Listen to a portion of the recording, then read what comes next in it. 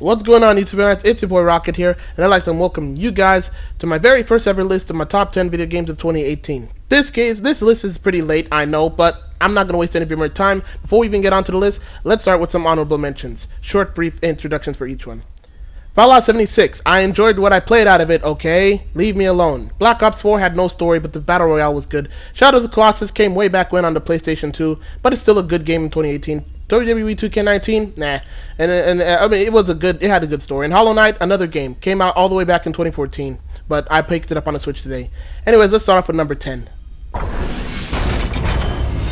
So, if we got that rushed introduction out of the way, we can start off the list. I know what you're thinking. Why am I looking at, I don't even remember what this game is called, but it's the closest representation to the game that's number 10 on our list, which is Mario Tennis Aces.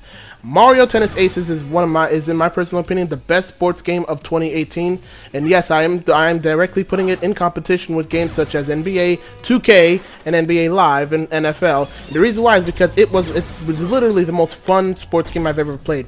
Like, I didn't have an Elgato capture card at the time I recorded this video to show you guys how much fun I was having with the game, but believe you me, I used to go to my cousin's house all the time, and I used to. We always played the game. We always had fun. That's the point. It had a great story. The controls were pretty decent. The controls were pretty decent. It was kind of difficult to get used to, but the game was fun. Each character felt unique. The game was just a good game, folks. Like, there's not much more praise I could give the game other than it was a really good game.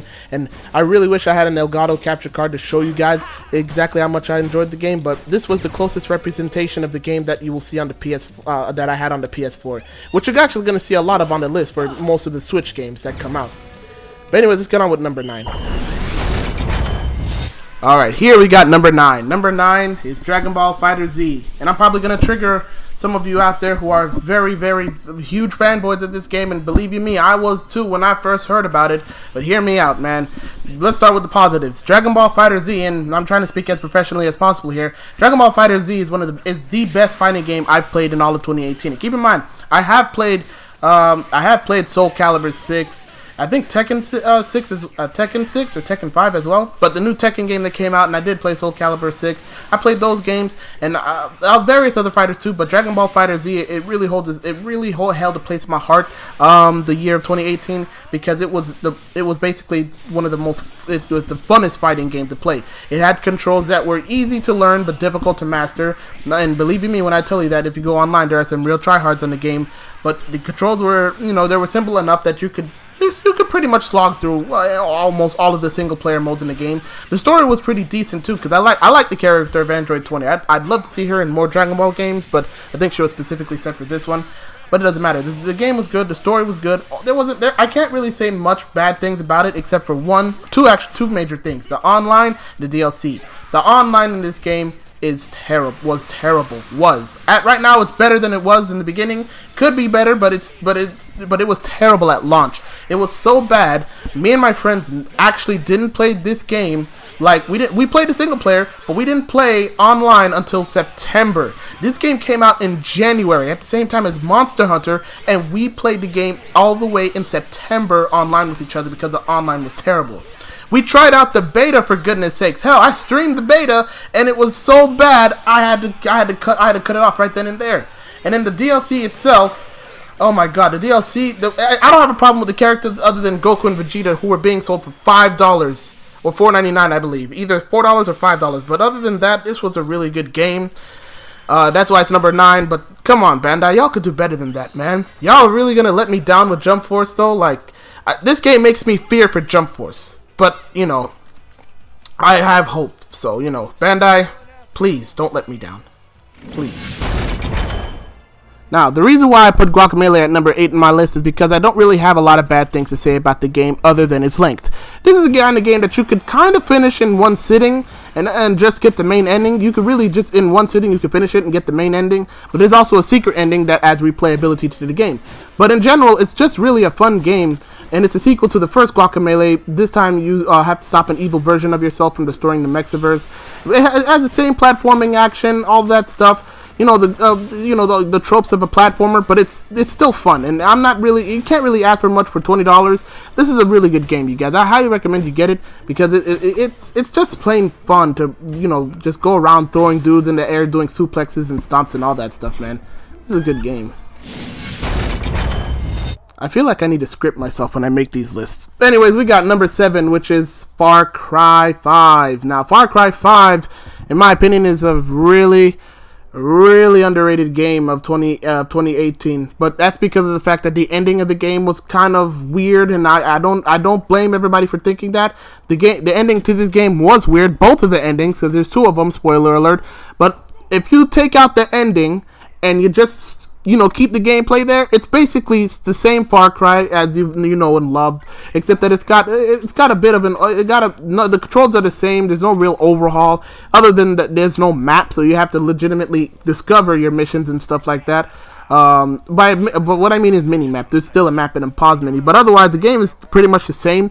But I love the Far Cry series, and I enjoyed playing Far Cry 5 for what it was worth. The story's pretty decent, but kind of forgettable during certain times. The main bad guy here, he's not as memorable as Voss or Pagan Min, but he does what he needs to do in order to grab your attention.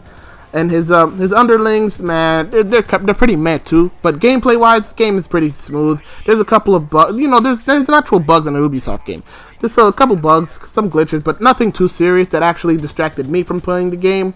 It ran smooth for me on my PS4 for as much as I played, and like I said, I really kind of do enjoy the game. The ending was weird, but otherwise, it's a Far Cry game that stars in Hope County, Montana, and there's not really much I could say other than if you like Far Cry, get Far Cry 5. Also, the Resistance theme, best theme Ubisoft has ever made. I would love a full version of that. Dan Romer, get on that right there, man. I really enjoy the Resistance theme. Look it up on YouTube if you haven't already. It's really good. It's one of the main reasons why I bought the game, really.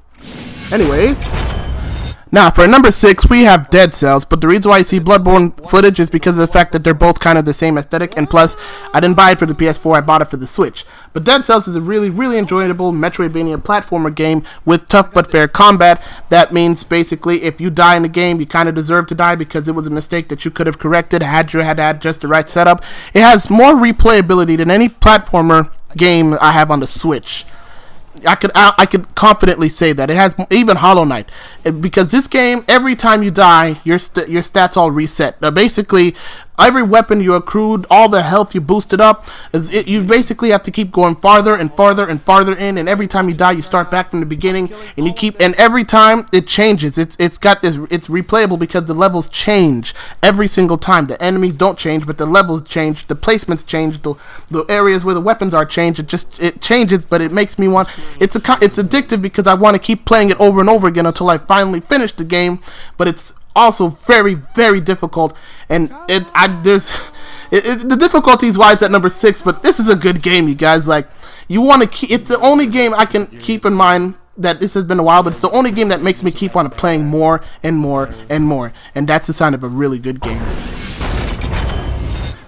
Here at number 5, Red Dead Redemption 2. And if I didn't trigger you guys on Dragon Ball FighterZ, I'm definitely going to trigger you with Red Dead Redemption. Hear me out. Red Dead Redemption 2 is one of my favorite games of 2018. I would have honestly put this game in the top 3 if it wasn't for the fact that the beginning of the game was kind of an actual slog. Like, I guarantee you guys, this game is so good when you start playing in the middle towards the end stages, because that's when the story really starts to get interesting and stuff. But in the beginning, you start off in the snow mountains, and and you start learning the controls and stuff, and I'm sitting over here like, oh my god, get me in on the action. I want to do heists and all that stuff, but you don't really even do most of that stuff until you get into towards I want to say maybe 40% of the game.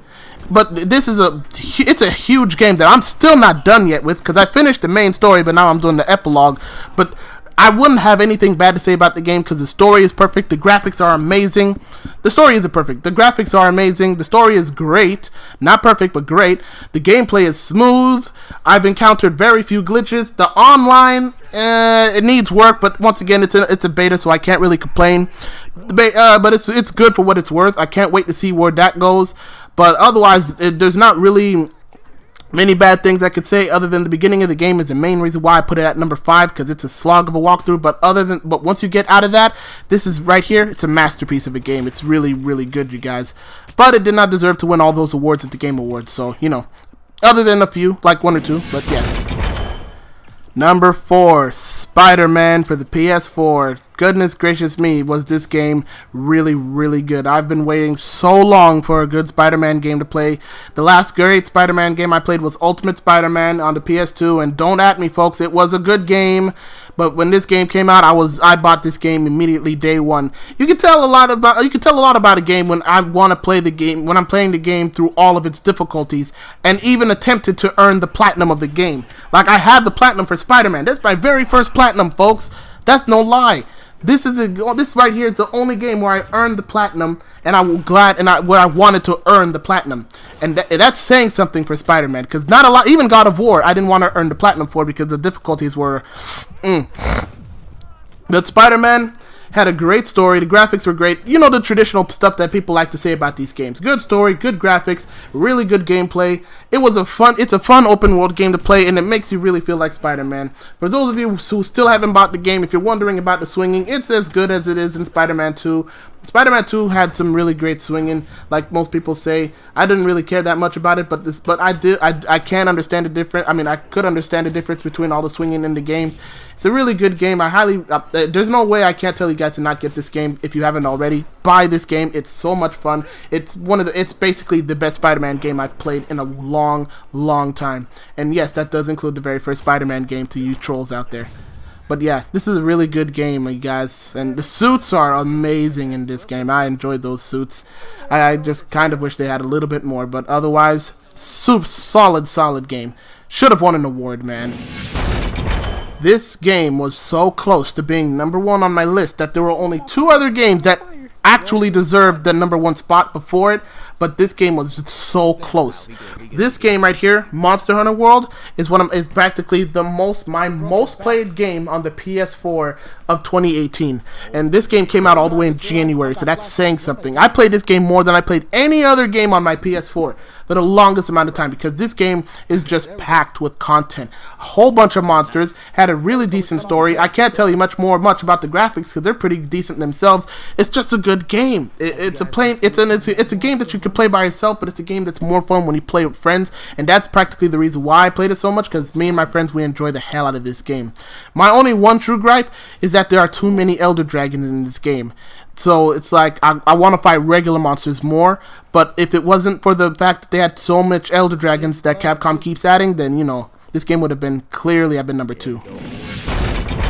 Now, once again, I don't have an Elgato card, people, so leave me alone. But we have Smash Brothers Ultimate, Super Smash Brothers Ultimate as my number 2, which is being represented by Brawlhalla, which is a brawling game. So it was practically a Super Smash Brothers clone. But Super Smash Brothers Ultimate is practically my most played game on the Switch, and the game came out in December 7th, as of recording of this video. It came out December 7th of 2018, and I played that game for more hours than any other game that I own on the Switch. And I do own a pretty library of games, folks. So that's saying something. I really can't lie to you guys. I have not put down the Switch since I got that game, because it's just there's so much to do and so much fun that be had. One of the big controversies was the 74 fighters, and people really didn't like the fact that it took a long time to unlock them all. Personally, me, I don't really care about that, because unlocking them all was in and of itself part of the challenge, and I enjoyed that. But otherwise, the story, whatever bare bones story it did have, it's enjoyable. The song Lifelight was really good. I enjoyed the song. The gameplay is smooth. It runs fast. The one gripe I have about this game, and this is a gripe that I seem to share with the old one, is the online. Because the online of this game, it's terrible. Like, it's not good at all. And the matchmaking is even worse than the online. Because in the online, it's like 60-40. But the matchmaking, it's like 30-70, 30% chance of you getting what you want.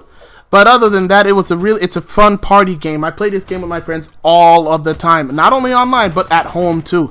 And like I said, it's the most played game on the Switch, so that's saying something. Monster Hunter PS4, Smash Brothers on the Switch, but there can only be one game that's my favorite game of all time.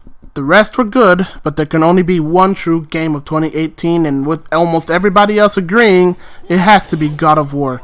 God of War has practically been my favorite game to play in 2018. Not because of the fact that I played this game longer than the other games, but because of the fact that this game right here was just I'd argue it's practically a masterpiece in God of War.